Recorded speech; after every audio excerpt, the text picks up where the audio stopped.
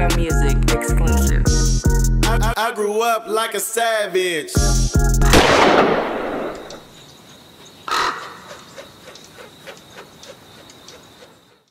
One, two, 1, 2.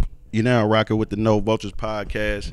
You got me, myself, Lord Rap. You got OG Clee fresh out the halfway house. OG Clee free. Finally. You know what I mean? And today, we got a friend of the show, a friend of mine, a very special guest, a Bay Area legend, although he probably wouldn't let you say that because he kind of humble, but he got one of the biggest songs ever come up out the Bay to give it up for the Bay. You know what I'm saying? And he don't even talk about it. You know what I'm saying? You got the A&R for Generation Now. You know what I'm saying? And he just started a new show, 10 Piece and a Biscuit. We got motherfucking Willie Joe on No Vultures, man. Yeah. Joe, what's going on, man? Not much, man. What you doing? Man, you know, man, out here in the A, fucking with you. Hell yeah, that you are. Yeah. What's been going on? Ain't nothing, man. Just working. You Working? know, doing this Generation Now thing. Building the roster, making sure all the artists come out, looking for new artists, all the good shit. You know, I've been dabbling around in the game more than lately. I retired from the street shit some years back. You know, dabbled with this journalist shit, dabbling into label shit now, and it's weird. You know what I'm saying? It's weird. Joe, just tell me how you do it, man. What's your strategy? Because it's weird, man. I think that's kind of the strategies. I go into it feeling like everybody weird, so when people do weird shit, it don't affect me. Right. And I just keep pushing and keep moving. You know, of course, I'm recognizing and be like, he shouldn't have did that or she shouldn't have did that, but you know, Yeah. I expect it, so it don't even hit me. Yeah. You know how I justify it to myself is the pressures of the game for whatever reason, whatever's going on with that person from all sides, right? So if you was an artist and not an executive, and you kind of got to be both for yourself these days, then it's kind of like a lot of pressure. You know what I'm saying? Some motherfuckers in this ear, some motherfuckers in that ear. So, you know.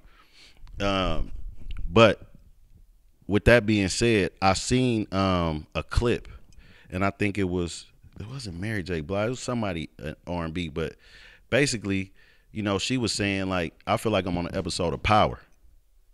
Like, ain't nobody honest. Like, you know what I'm saying? Everybody is saying something in their favor.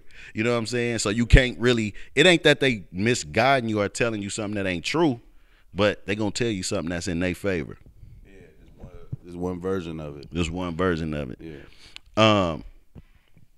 I'm ready to address the elephant in the room, Joe. Hey, I feel like it's a few elephants. It's an elephant in the room, Joe. Okay. And I ain't talking about the Oakland A's mascot. They didn't leave, did they? There's a defunct Instagram page. And it's a controversial Instagram page. Okay. And a few times I took the blame for being the owner of that page. I didn't mind being the fall guy, you know what I'm saying, because I appreciated what was going on and what we needed, you know what I'm saying? Not only was it honest, but it set a fire up under our ass to start setting a standard for people that's not there, that's all around the industry. So, Team Bay Area. Yeah. You are the owner of this page. Yeah, I am the owner of the page. You are the owner of the page. Now, it's not like we talking hip hop shit, right? Yeah. So it's not like nothing is wrong with being the owner of this page. It's just that this page has been the center of some controversy as of lately, mostly pertaining to lists. Okay. And to me, I don't get upset at lists because, well, first of all, let me say this. I know that you did, because I was bullshitting, you did tons and tons and tons of research. Yeah. This is not Willie Joe's opinion. No, not at all. The list would be way different, right, if it was my opinion of the top 50. I definitely hollered at about 6 or 7 people as far as, like, you know, consistently. I'm not gonna say, like, you know, they were doing it like, hey, this who I wanted to list, but they definitely was aware that I was doing the top 50. They definitely was aware that their opinion mattered. Right. And, you know, whatever they say, damn near what the list gonna be. Mm-hmm. And Yeah, so you know, and first of all though, I came up as a nigga like about the culture. Like I've watched Rap City 106 in Park, like go to warehouse, read all the credits, and I was in that school. So right. now that I'm in this position, to me, doing a Team Bay Area page was like, shout out to my nigga out here in Atlanta named Talk to Pops. He got a dope page. Kind of influenced me because I was like, damn, nobody really paying homage to Bay Area artists. His shit hard too. You know what I'm saying? Yeah. So like that's what the page was inspired to do, was to give flowers, to remind you of stuff that you probably ain't heard in a while, or stories you ain't seen in a while. And so the list was really to just show love. So the first one was the Power 30 joint. Right. So the Power 30 joint, with the whole premise of that was to show you overall the people that are from the Bay that's in the industry, that are in high ranks, people like Larry Jackson, people like that, like Tina Davis and Whitney Harper. Like, these are people that really rep the Bay. No, they don't live in the Bay no more, but they around the world repping the Bay and love it just like everybody else. And that was the whole premise. So I didn't know it was gonna get a reaction like that, like where it was like people missing and people saying somebody hating, or I was really just trying to just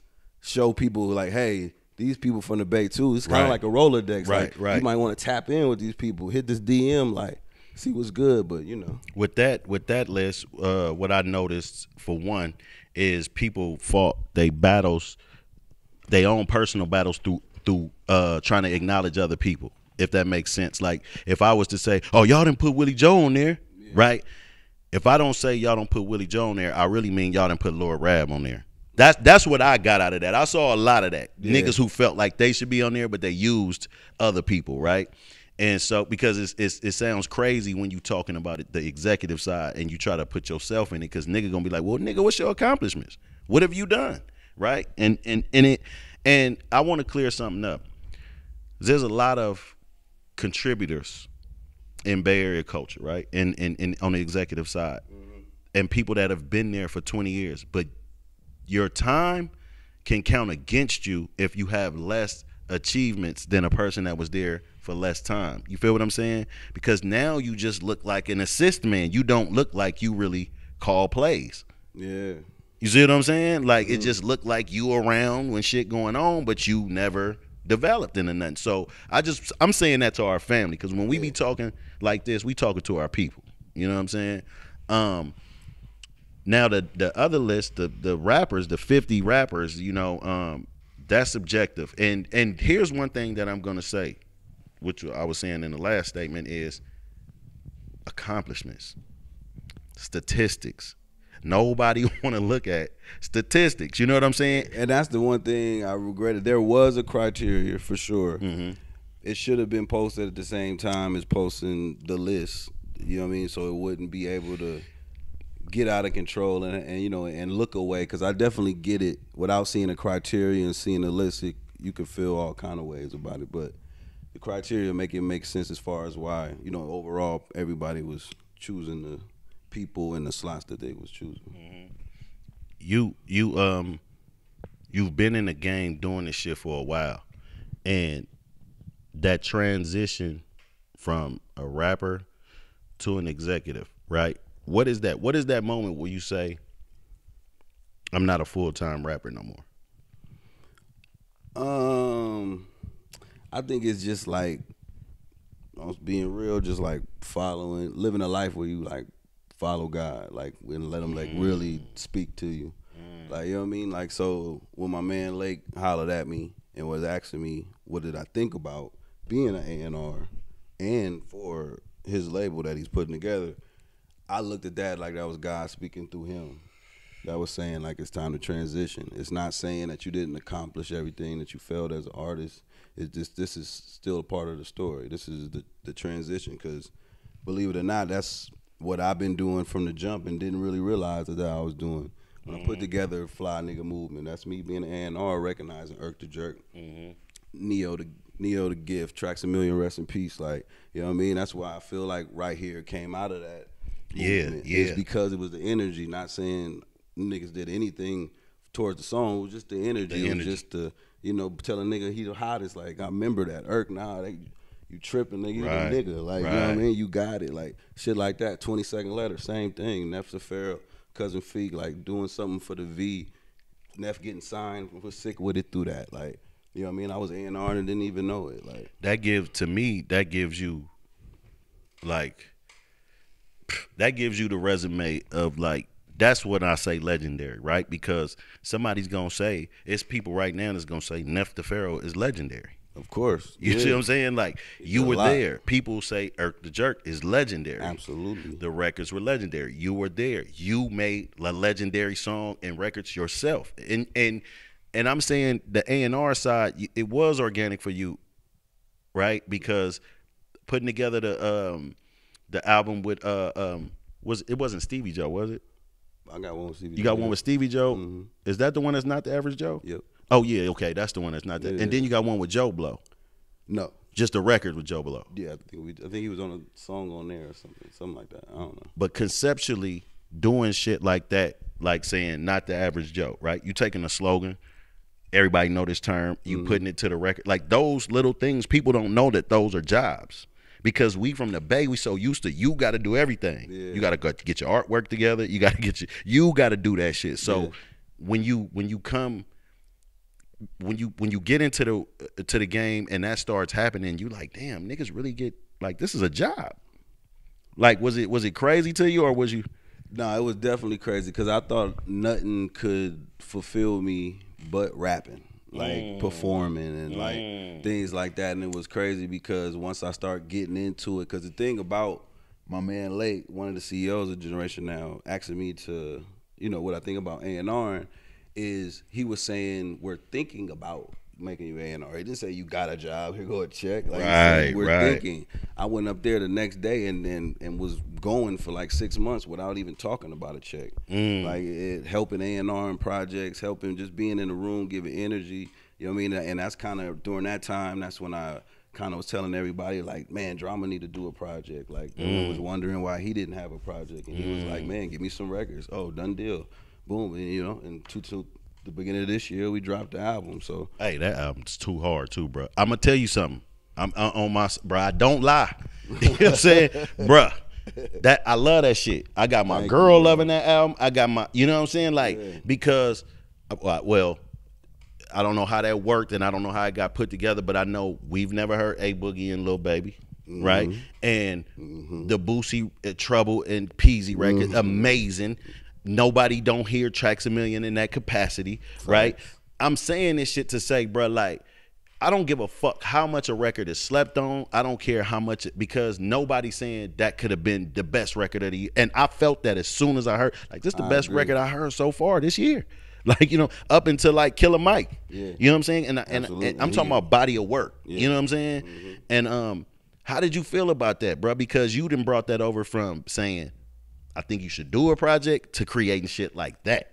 Yeah, I mean, it was definitely a learning experience. It was definitely like something I'm grateful for and humbling when, like, once it was accomplished, you know what I'm saying? And definitely a team effort. Definitely wasn't me by myself. It was a team effort. Don Cannon, Drama, shout Lake, out Cannon, shout Royce, out Lake, Monroe, TC, the whole fucking GN. Yeah, the whole GN really just contributed. Like, of course I said the idea, man, you should do it, and then through the writing sessions I was having, I mean, he was liking some of them, so he was keeping the songs, and he would go and get the the A Boogie on this one or the 42 Doug on that one type of vibe, and it just came together.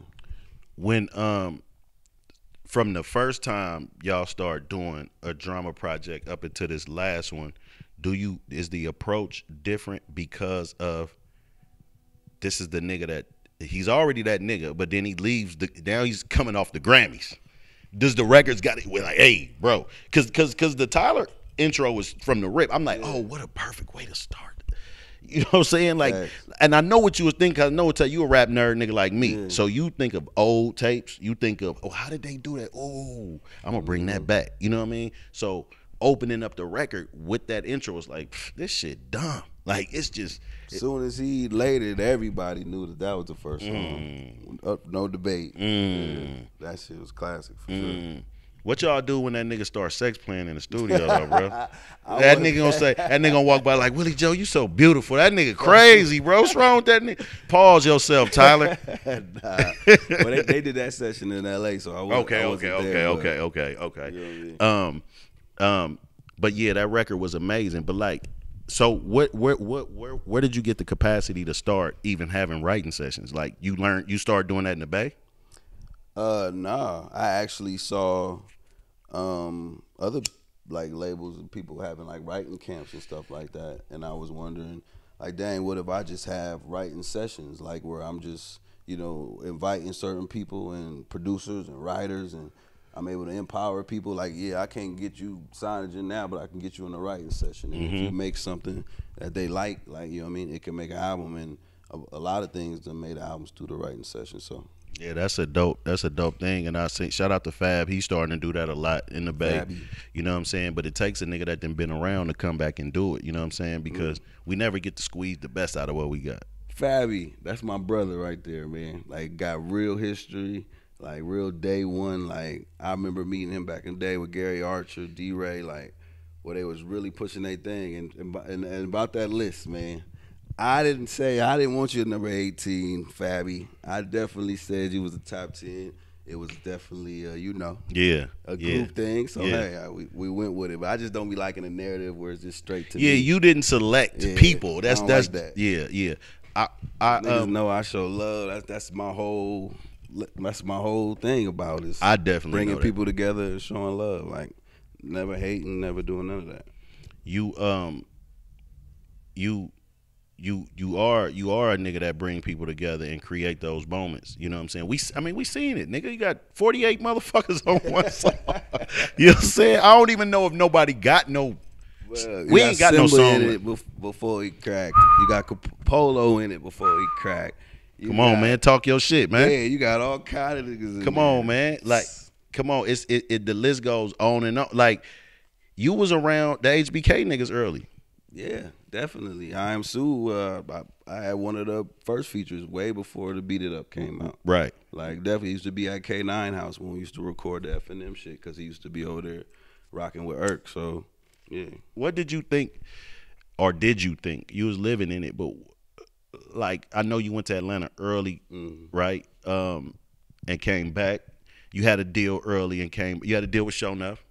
Yep. Show Enough Capital. Shout out to Jazzy Pha. And Noontime, damn. Richmond, Bay Area, take over Atlanta shit type shit. Hey, I had hey man, I'm gonna tell you some crazy shit. That is the first dope ass studio I ever seen, and I didn't see it in person. I seen it in jail. He sent somebody some pictures. That shit has some like LED, not LED, but like the name written out at the top. So I was like, man, this nigga from Richmond? He in Atlanta, you know what I'm saying? I don't even know who the nigga I was in jail with that showed me that, but shout out to that nigga, you know what I mean? Yeah, Noontime, big time, man. Like, he was the CEO of Show Enough.